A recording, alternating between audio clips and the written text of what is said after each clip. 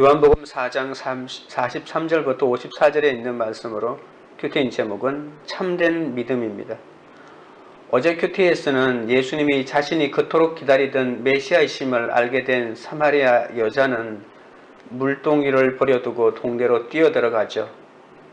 예수님을 인격적으로 만나고 구원을 경험한 그 여자는 자신이 우물가에 온 이유도 잊은 채 그동안 기피하던 사람들이 있는 곳으로 달려갑니다. 자신이 만난 예수님을 적극적으로 전하기 위해서였죠. 변화된 사마리아의 여자의 입에서 나온 말은 그 여자가 만난 예수님을 향한 고백과 감격과 그리고 죄에 대한 회개였습니다. 사마리아 여자의 증언으로 동네에 사는 많은 사람이 진리이신 예수님을 알게 됩니다. 그들은 예수께서 동네에 며칠 더 머무시기를 청합니다. 그리고 이틀 동안 말씀을 듣고 예수님을 세상의 구주로 고백하는 단계까지 이르게 됩니다. 한 사람의 증거로 사람들이 예수께 찾아오게 되고 그분의 말씀을 통해 믿는 자의 수가 더욱 많아졌습니다. 하나님의 말씀은 살아있고 활력이 있으며 좌우의 날선 어떤 검보다도 예리하기에 우리를 구원에 이르게 하는 거죠. 예수님은 선지자 고향에서 환영받지 못하는 것을 아시면서도 갈릴리로 향하십니다. 갈릴리인들은 예수님이 예루살렘에서 행하신 기적 때문에 예수님을 영접하죠. 예수님은 갈릴리 혼인잔치에서 물로 포도주로 바꾼 그 가나에 다시 오십니다. 왕의 신하는 그의 죽게 된 자신의 아들을 고쳐주시기를 주님께 요청합니다. 이때 예수님은 말씀으로 그의 병을 낫게 하십니다. 첫째로 복음 있는 갈릴리인들입니다. 43절입니다. 이틀이 지나며 예수께서 거기를 떠나 갈릴리로 가시며 예수님은 이틀 동안 사마리아에 머무시는 다음에 그곳을 떠나죠. 계속해서 북쪽으로 가서 이스라엘 꼴 계곡을 지나 갈릴리 지역으로 들어가십니다. 이 작은 이야기는 예수님께서 공생애를 시작하신 곳인 가나를 출발점으로 커다란 원이 그려져서 다시 가나로 돌아온 것을 알 수가 있습니다. 예수님은 가나 혼인잔치 사건 후에 가나에서 가까운 가버나움으로 가셨다가 오래 머물지 아니하고 다시 예루살렘으로 올라가게 되었는데 그곳에서 성전 시위를 하신 다음에 니고데모와 대화하고 가르침을 베푸시고 다시 갈릴리로 가기 위해 사마리아를 통해 올라가는 중에 사마리아 수가성 여인을 만나게 되죠. 그리고는 다시 갈릴리로 돌아오시는 것입니다. 44절입니다. 친히 증언하시기를 선지자가 고향에서는 높임을 받지 못한다 하시고 예수님은 다른 곳에서는 환영을 받으시지만 정작 고향에서는 높임을 받지 못한다고 말씀하십니다. 특히 갈릴리인들은 예수님의 외적인 예력을 알고 있었기 때문에 예수님이 행하시는 능력에만 관심을 보이고 예수님을 배척하는 경향이 있었거든요. 그러나 만약에 갈릴리가 그의 고향이라면 이것은 좀 이상하지 않습니까? 왜냐하면 오늘 본문에서 갈릴리인들이 예수님을 환영하고 있기 때문입니다. 누가복음 4장에서는 예수님이 나사렛에서 거절당하는 이야기가 나오죠. 예수님을 동네 밖 낭떠러지까지 끌고 가서 죽이려고까지 하니까요. 과연 예수님의 고향은 어디일까요? 예수님의 고향은 유대 땅 예루살렘일까요? 아니면 갈릴리로 보아야 할까요? 어떤 이들은 유대 베들레헴을 그의 고향으로 보는 것이 더 맞다고 합니다. 왜냐하면 예수님이 예루살렘에 가서 극심한 거부를 당했잖아요. 그러나 요한복음과 공관복음이 한결같이 주장하는 것은 바로 예수님을 나사렛 사람이라고 언급하고 있는 거죠. 그러나 엄밀한 의미에서는 예수님의 고향은 갈릴리와 유다를 포함한 모든 이스라엘 땅이라고 말할 수가 있습니다. 45절입니다. 갈릴리에 이르심에 갈릴리인들이 그를 영접하니 이는 자기들도 명절에 갔다가 예수께서 명절 중 예루살렘에서 하신 모든 일을 보았음이더라. 갈릴리 사람들은 예수님을 영접하긴 했지만 그들은 예수님을 진정 그리스도로 이해한 것이 아닙니다. 예수님에 대한 인격적인 영접이 아니란 말입니다.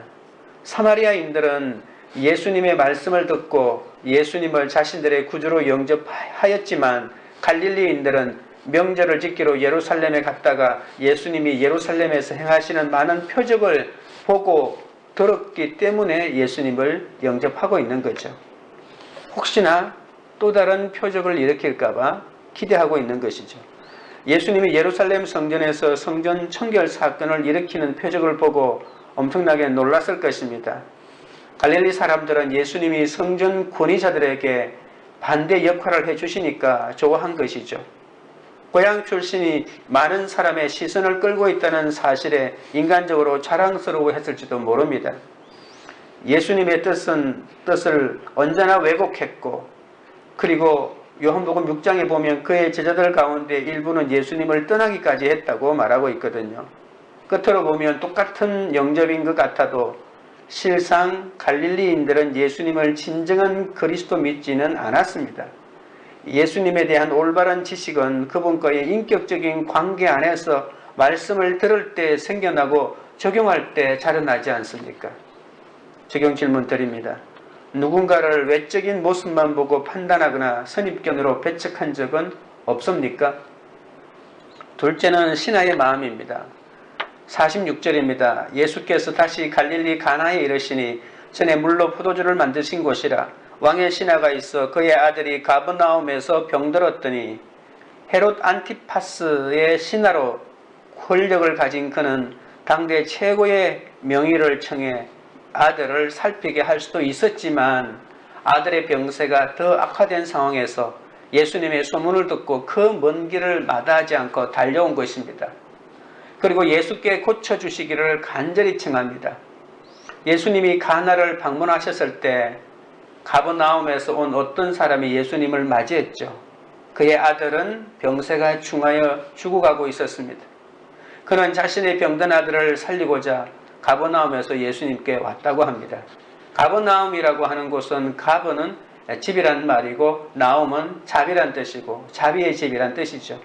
예수님께서 가나 혼인잔치 직후에 어머니와 형제들 그리고 제자들과 함께 머무신 곳으로 예수님의 생활 터전이라고 할 수 있습니다. 여기에 우리가 알고 있는 베드로 장보집이 여기 있고 이 베드로 장보집에 예수님이 아마도 하숙을 치면서 복음을 전하지 않았을까 이렇게 추측하고 있습니다. 갈릴리 가나와 가버나움은 서로 오갈 수 있는 그렇게 멀지 않은 거리로 한 34km 정도 떨어져 있습니다. 47절입니다. 그가 예수께서 유대로부터 갈릴리로 오셨다는 것을 듣고 가서 청하되 내려오셔서 내 아들의 병을 고쳐주소서 하니 그가 거의 죽게 되었습니다. 가엾은 이 아버지는 예수님에게 아들을 고치기 위해 가버나움에 있는 자기 집까지 함께 가주시기를 청합니다. 그 당시 만약에 이 34km를 걸어간다고 했을 때 그렇게 단번에 갈 수 있는 거리도 아닙니다. 열병에 걸린 자기 아들을 위해 홀로 끈질기게 호소하고 있습니다. 가나는 갈릴리 언덕 위에 있었고 가버나움은 약 34km 떨어진 바닷가에 있었기 때문에 내려오셔서라고 하는 표현은 지리적인 특성을 잘 보여주는 그런 표현이죠. 그 신하의 아들은 죽어가고 있는 절박한 상황입니다. 왕의 신하가 죽게 된 아들을 포기할 수 없었던 것은 바로 예수님에 대한 믿음이 있었기 때문이었죠. 아들을 치료할 수 있다고 여겨지는 예수님께서 가까운 갈릴리 가나에 와 계시다는 것은 그 아버지에게는 지금 믿을 수 있는 유일한 희망이었습니다. 48절입니다. 예수께서 이르시되 너희는 표적과 기사를 보지 못하면 도저히 믿지 아니하리라. 예수님은 갈릴리 사람의 태도가 중요하다고 말씀하십니다. 표적은 예수님께서 계시를 통해 자신의 뜻을 밝히시는 것을 말한다고 했잖아요. 표적은 기적을 통해 나타날 수도 있습니다. 갈릴리 사람들은 예수가 능력을 통해 자신을 증명할 것을 원하죠. 그러나 갈릴리 사람들은 기적에만 관심을 기울이고 그 기적에 숨어있는 예수가 그리스도고 예수가 하나님의 아들이고 예수가 구원자라고 하는 이 하나님의 계시는 발견할 생각도 못합니다.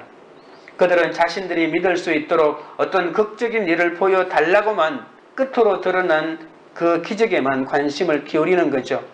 예수님은 그들의 마음을 보시고는 표적과 기사를 보지 못하면 도무지 믿지 아니한다고 한탄합니다. 가장 좋은 것은 말씀을 듣고 믿는 것이 가장 좋잖아요. 그들은 기적만 원할 뿐 하나님께서 그들 가운데 행하시는 일을 보려고 하지 않습니다. 예수님이 이 말씀을 하신 것은 신하의 요구를 거절하는 것일까요? 그러나 왕의 신하는 표적과 기사를 보지 않았음에도 불구하고 믿음을 가지고 있었다는 것을 이 스토리를 통해서 알 수 있습니다. 왕의 신하는 바로 새로운 시대에 합당한 믿음을 가지고 있었습니다. 이것이 유대인들을 부끄럽게 만들고 있는 것이죠. 49절입니다. 신하가 이르되 주여 내 아이가 죽기 전에 내려오소서. 왕의 신하는 다시 한번 어린 아들이 죽어가고 있어서 매우 절망적인 상황이라고 예수님에게 요청합니다. 그렇기 때문에 내려오소서라고 간청합니다. 죽기 전이라도 한 번만 와주시면 원이 없겠습니다 라고 하는 그런 뜻이죠. 내려오소서라고 하는 말은 일종의 명령형입니다.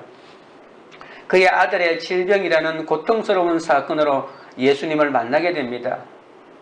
C.S. 루이스는 고통은 기먹은 세상을 불러 깨우는 하나님의 메가폰이라고 말했는데 나의 고난은 예수님을 찾는 계기가 될 뿐더러 하나님이 주시는 구원의 은혜를 경험하는 기회가 되기도 합니다.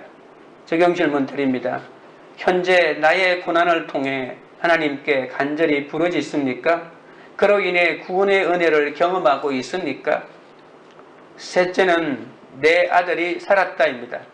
50절입니다. 예수께서 이르시되 가라 내 아들이 살아있다 하시니 그 사람이 예수께서 하신 말씀을 믿고 가더니 예수님과 신하 사이에 오고 간 대화가 부드럽게 보이지만 실상은 서로 명령을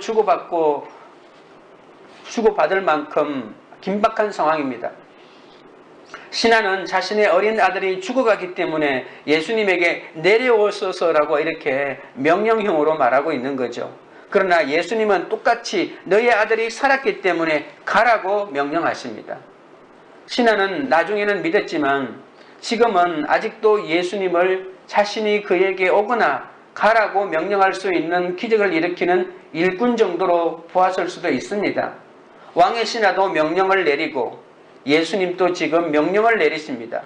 왕의 신하가 자기 아들의 병이 고쳐주시기를 요청하자 예수님은 가라 내 아들이 살아있다고 선언하고 있는 거죠.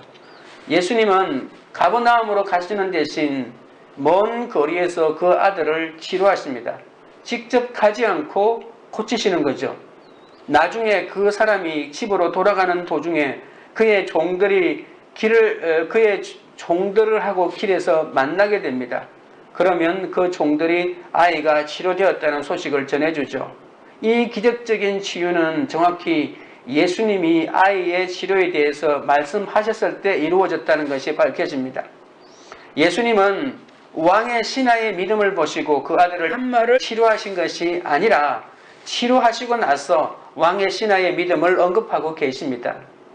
요한복음에서는 믿음은 치료를 받기 위한 조건이 아니라 치료가 있고 난 다음에 나타나는 결과라고 말하고 있습니다.